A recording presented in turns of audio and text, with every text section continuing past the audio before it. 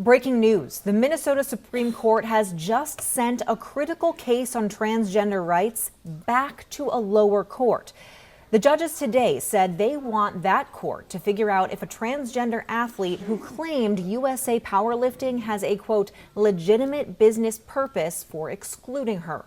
The state's highest court also ruled that the powerlifting group's policy that bars J.C. Cooper from competing in women's division is, quote, facially discriminatory under the Minnesota Human Rights Act. It protects transgender people against discrimination based on sexual orientation. But the justices also said state law carves out a, quote, legitimate business purpose defense and said it's possible that could include trying to keep competition fair.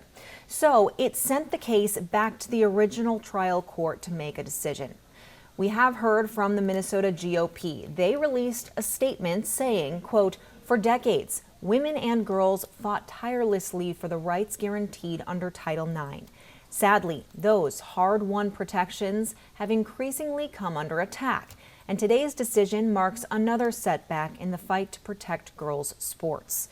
They went on to say, quote, this issue is ultimately about safety and fairness, and Minnesotans overwhelmingly agree that their daughters and granddaughters should not be forced to compete against boys.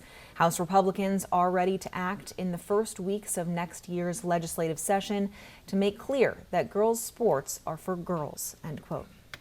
Gender Justice, a group that fights for trans rights, is holding its own news conference to react. Here's more from them. Today marks a pivotal moment in the fight for equality and fairness in Minnesota. Cooper v. USA Powerlifting is a historic, unanimous decision, not only to affirm the rights of transgender athletes to fully participate in sports, but also affirms their dignity and place in our society.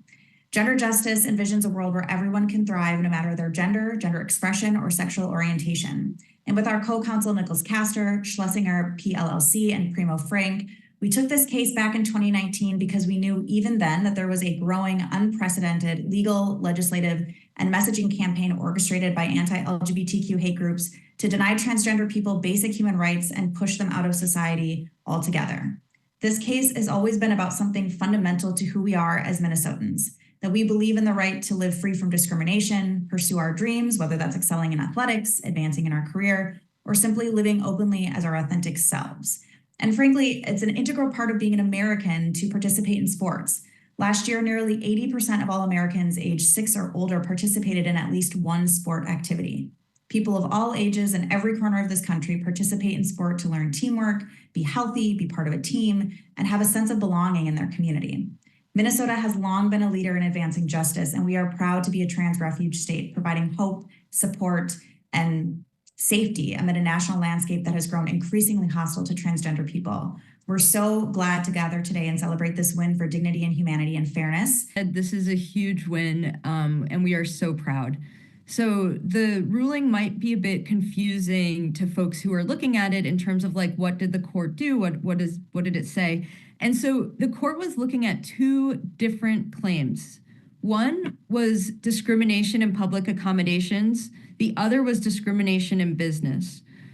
As to discrimination in public accommodations, the court found USA Powerlifting liable for discrimination. In other words, that when it comes to discrimination in public accommodation, you cannot bar transgender women from women's sports teams. And that is a huge victory. We are so proud. The rest of the ruling is about remaining claims that at this point we don't really need to go into because we won on public accommodations.